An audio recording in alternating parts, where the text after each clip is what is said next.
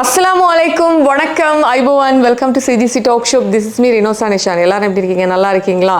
இந்த காலகட்டத்தில் உங்கள் ஏரியாவில் எப்படி இருக்கு? வெக்கையா இருக்கா, வெப்பமாக இருக்கா, மழை பெய்யுதா, அங்கே எப்படி இருக்கு அப்படிங்கிற மாதிரி தான் எல்லாருமே உங்ககிட்ட கால் பண்ணி கேட்பாங்க. நம்ம எப்போவுமே சொன்ன மாதிரி நம்மளுடைய சூழல் அதிகமாக வெப்பநிலை அடைஞ்சிருக்கு, அதனால கொஞ்சம் கேர்ஃபுல்லாக இருங்க அப்படிங்கிறது தான் மிக முக்கியமான விஷயம். மேல் மாகாணம், சப்ரகமு மாகாணம், வடமேல் மாகாணம், வடமத்திய மாகாணம், வடக்கு மாகாணத்தில் எல்லாமே அதிக அளவு வெப்பம் காரணமாக தேவையற்ற முறையில் வெளியில் போக வந்து நிறுத்திக்கோங்க அப்படிங்கறதை வந்து இன்னைக்கு காணொளியிலே ஸ்டார்டிங்ல சொல்லிக்க விரும்புறேன். இப்போ 28ஆம் தேதி பிப்ரவரி மாதம் அப்படிங்கிறது இப்போ ஒரு மார்க் மாதிரி போயிடுச்சு, ஒரு பெஞ்ச் மார்க் மாதிரி. என்ன இது வந்து அழிக்க முடியாது, அந்த அளவுக்கு வந்து ஒரு மாத காலத்தை வந்து கடந்து ஒரு யுத்தம் வந்து மத்திய கிழக்க வந்து இன்னைக்குமே வந்து போயிட்டு இருக்கு அப்படின்னு தான் சொல்லணும். இந்த ஒரு மாத காலப்பகுதியினுடைய யுத்தம் வந்து மிகப்பெரிய தாக்கங்களை வந்து உலக அளவில் வந்து ஏற்படுத்தியிருக்கு.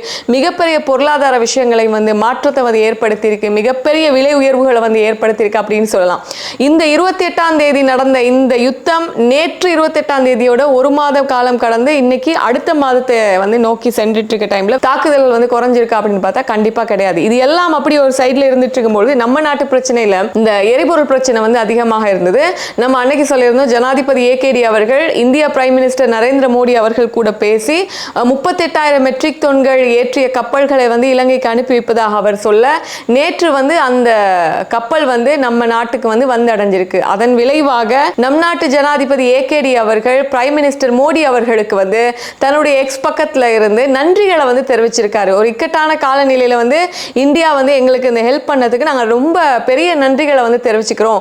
இதை வந்து ஒருங்கிணைச்ச இந்தியாவினுடைய வெளிவிவகார அமைச்சர் சுப்பிரமணியம் ஜெய்சங்கர் அவர்களுக்கும் நன்றிகளை வந்து நாங்கள் தெரிவிச்சுக்கிறோம் அப்படிங்கிறத சொல்லியிருக்காரு. இதே நேரத்தில் இலங்கையினுடைய எதிர்க்கட்சி தலைவர் சஜித் பிரேமதாஸ் அவர்கள் கூட இந்திய பிரைம் மினிஸ்டர் நரேந்திர மோடி அவர்களுக்கு வந்து தேங்க்ஸ் பண்ணியிருக்காரு அப்படின்னு தான் சொல்லணும். இதெல்லாம் இப்படி இருக்கும் பொழுது இந்த 28ஆம் தேதி ஆரம்பிக்கப்பட்ட அந்த யுத்தத்தினால என்னென்ன தாக்கங்கள் நடந்திருக்கு அப்படின்னு பார்க்கும்பொழுது, கடந்த 24 மணி நேரங்கள்ல வந்து இஸ்ரேலும் அமெரிக்காவும் சேர்ந்து ஈரானினுடைய தலைநகர் டெஹ்ரானை வந்து மிகப்பெரிய தாக்குதல்களை வந்து நடத்தியிருக்காங்க அப்படின்னு வந்து சொல்லப்படுது. இந்த தாக்குதல்கள்ல ஈரானினுடைய தலைநகரத்தினுடைய கிட்டத்தட்ட 74% வந்து பாதிக்கப்பட்டிருக்கு. அந்த அளவுக்கு வந்து தாக்குதல்கள் நடத்தியிருக்காங்கன்னு சொல்லப்படுது. இதுல மிக முக்கியமாக ஈரான்ல இருக்கக்கூடிய பல்கலைக்கழகம், தெஹ்ரான்ல இருக்கக்கூடிய பல்கலைக்கழகத்துக்கு வந்து நேத்து இஸ்ரேல் வந்து தாக்குதல்களை நடத்தியிருக்கு அப்படின்னு சொல்றாங்க. ஈரான்ல இருக்கக்கூடிய இஸ்ஃபஹான் நகரம், சிராஸ் நகரம், பந்தர் அப்பாஸ் போன்ற பகுதிகளில் வந்து 700க்கும் மேற்பட்ட வான்வெளி தாக்குதல்கள் வந்து இஸ்ரேலியர்களால் வந்து நடத்தப்பட்டிருக்கு அப்படிங்கிற மிக முக்கியமான விஷயம். இப்படி ஈரான்ல இருக்கக்கூடிய தெஹ்ரான் யூனிவர்சிட்டியில வந்து தாக்குதல்கள் வந்து நடத்தினதுனால ஈரானினுடைய ராணுவ பேச்சாளர் வந்து சொல்லியிருக்காங்க எப்படின்னா, ஐஆர்ஜிசி ஈரானியனுடைய புரட்சிகர காவல்படை வந்து என்ன சொல்லியிருக்காங்கன்னா, மத்திய கிழக்கில் இருக்கக்கூடிய அமெரிக்கா இஸ்ரேலிய சார்ந்த யூனிவர்சிட்டிஸ் இருக்கு இல்லையா, இந்த யூனிவர்சிட்டிஸுக்கு நாங்க வந்து டார்கெட் பண்ணி அழிப்போம் அப்படிங்கிறத வந்து சொல்லியிருக்காங்க. நாளைக்கு 30ஆம் தேதி அமெரிக்கா இது தொடர்பாக, இந்த தாக்குதல் தொடர்பாக நீங்கள் கண்டிக்கலைன்னா நாங்கள் தாக்குதல்களை வந்து நடத்துவோங்கிற மாதிரி சொல்லியிருக்காங்க. அதனால் அமெரிக்கா சார்ந்த, அதாவது வந்து பல்கலைக்கழகங்களில் பணியாற்றும் மாணவர்கள், இப்போ அந்த ஏரியாவில் இருக்கக்கூடிய, அதில் பக்கத்தில் இருக்கக்கூடியவங்க எல்லாம் வந்து நீங்கள் இருந்தீங்கன்னா அந்த இடத்த விட்டு வெளியேறுங்க அப்படிங்கிறத வந்து ஐஆர்ஜிசியினுடைய பாதுகாப்பு படை சொல்லியிருக்காங்க.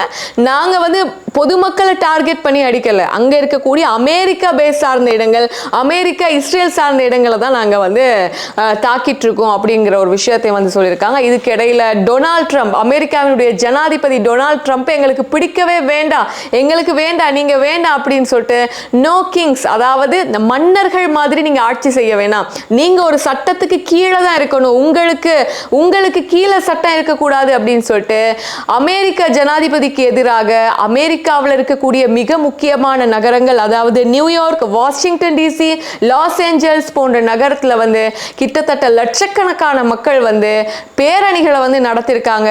அமெரிக்கா ஜனாதிபதி டொனால்ட் ட்ரம்பினுடைய உருவ சிலைகள், அமெரிக்கா அட்மினிஸ்ட்ரேஷன்ல இருக்கக்கூடிய சில நிர்வாகிகளினுடைய பொம்மைகள், உருவ பொம்மைகளை எரிச்சும் அதை தூக்கி பதாகைகளை ஏந்திட்டு வந்தோம். கிட்டத்தட்ட இந்த மக்கள் வந்து போராட்டங்களை வந்து நடத்திட்டு இருக்காங்க. மிக முக்கியமாக 3 விஷயங்களை வந்து முன் வச்சு இந்த போராட்டங்களை நடத்திட்டு இருக்காங்க. ஈரான் மீதான போரை வந்து நிறுத்துங்க ட்ரம்ப் சார், இதுக்கப்புறம் வேண்டாம் அப்படிங்கிற மாதிரியும் இந்த அமெரிக்காவில் இருக்கக்கூடிய ஏனைய நாட்டை சேர்ந்த குடியேற்றவாசிகளை வந்து இவங்க இருக்கக்கூடாதுன்னு சொன்னாங்க இல்லையா, அவங்களுக்கு ஆதரவாகவும் இவங்க வந்து அதாவது வந்து குரல் கொடுக்குறாங்க. அதாவது வந்து அவங்களுடைய வாழ்க்கையில வந்து கோஸ்ட் ஆஃப் லிவிங், அதாவது வந்து வாழ்க்கை செலவு, உயரும் வாழ்க்கை செலவுக்கு எதிராகவும் வந்து அங்க உள்ள மக்கள் வந்து போராடிட்டு இருக்காங்க. நான் சைட்ல காமிக்கிறேன் பாருங்க புகைப்படங்கள். அவங்க ஏந்தி வச்சு பதாகைகளை எழுதியிருக்கக்கூடிய சில விஷயங்கள், free America from the mad king, அதாவது பைத்தியக்கார மன்னர், அதாவது இந்த ட்ரம்ப் கிட்ட இருந்து இந்த அமெரிக்காவுக்கு வந்து ஒரு சுதந்திரத்தை எடுத்து கொடுங்க அப்படிங்கிற பதாகைகள். அதுக்கப்புறம் டம்ப் ட்ரம்ப்னு போட்டிருக்காங்க, ட்ரம்ப்பை வந்து புதைங்க அப்படின்னு சொல்லி எழுதியிருக்காங்க.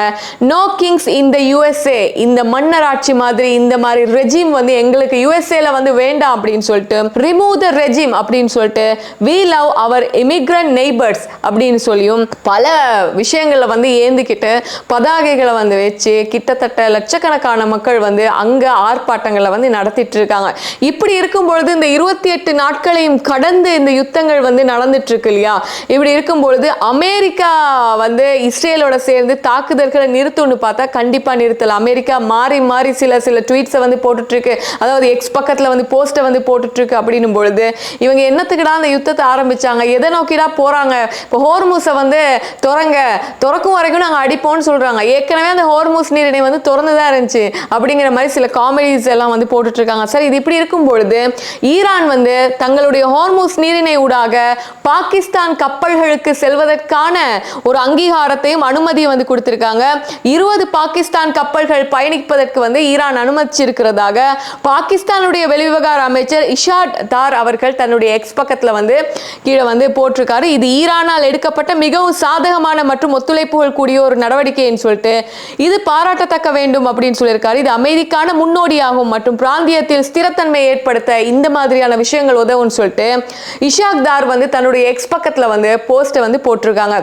ஒவ்வொரு நாட்களும் 2 கப்பல்கள் வீதம் வந்து செல்வதற்கு ஹோர்முஸ் நீரிணை ஊடாக ஈரான் அனுமதிச்சிருக்கு பாகிஸ்தானுக்கு அப்படின்னு வந்து சொல்லப்படுது. இதுக்கு இடையில பாகிஸ்தான்ல இஸ்லாமாபாத் நகரத்துல வந்து ஒரு 4 நாடுகளை சேர்ந்த வெளிவிவகார அமைச்சர்களை அழைத்து இந்த ஈரான் இஸ்ரேல் வாரை வந்து எப்படி இப்போதைக்கு நிறுத்த முடியும் அப்படின்னு சொல்லிட்டு ஒரு கலந்துரையாடலை வந்து மேற்கொள்ள இருக்கிறதாக பாகிஸ்தானினுடைய வெளிவிவகார அமைச்சு வந்து சொல்லியிருக்கு. இது தொடர்பாக சவுதி அரேபியா, துருக்கி, எகிப்து போன்ற நாடுகள் என்னுடைய வெளிவிவகார அமைச்சர்களை வரவழைத்து 2 நாட்கள் இன்னைக்கும் நாளைக்கும் பேச்சுவார்த்தைகளை வந்து இஸ்லாமாபாத்ல நடத்துவதற்கான முன் கட்ட நடவடிக்கைகளை வந்து எடுத்துட்டு வந்துட்டு இருக்காங்க அப்படின்னு வந்து சொல்லப்படுது.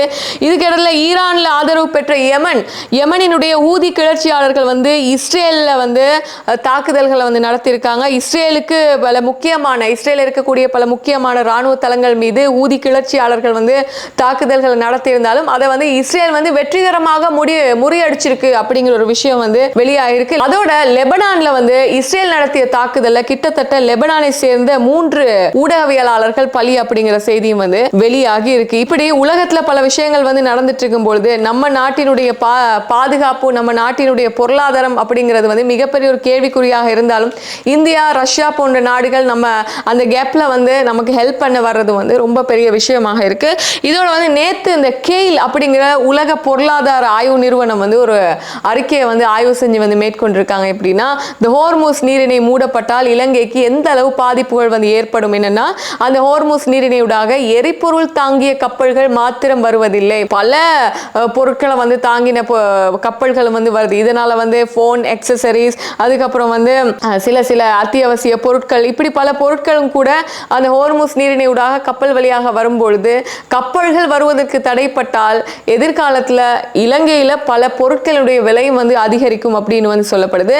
இப்படி பல ஆய்வு கட்டுரைகள், அதுக்கப்புறம் வந்து இந்த ட்ரம்ப்புக்கு எதிரான போராட்டங்கள், இந்த தெஹ்ரான் மீதான தாக்குதல்ல இன்னும் கோபம் அடையும் ஈரானினுடைய IRGC, ஈரானினுடைய அரசு, இது எங்க போய் முடிய போகுது அப்படிங்கிறது வந்து நமக்கு தெரியாது.